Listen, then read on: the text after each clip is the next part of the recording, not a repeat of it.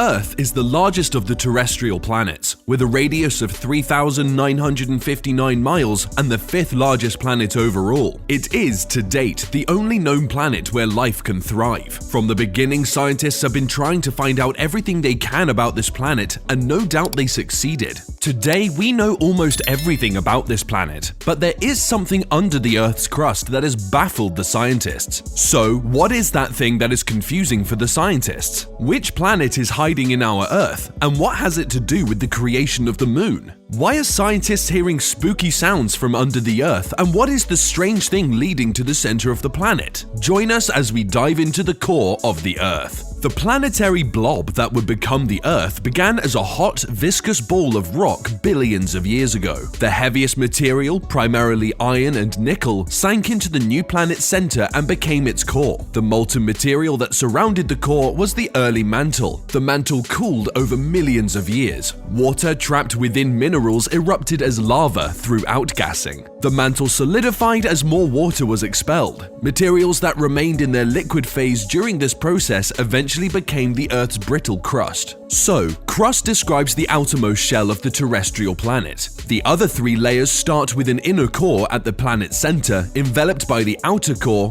mantle, and end at the crust. The inner core is a solid sphere made of iron and nickel metals. It is about 759 miles or 1,221 kilometers. There, the temperature is as high as 9,800 degrees Fahrenheit or 5,400 degrees Celsius. Surrounding the inner core is the outer core. This layer is about 1,400 miles or 2,300 kilometers thick and is made of iron and nickel fluids. In between the outer core and crust is the thickest layer, the mantle.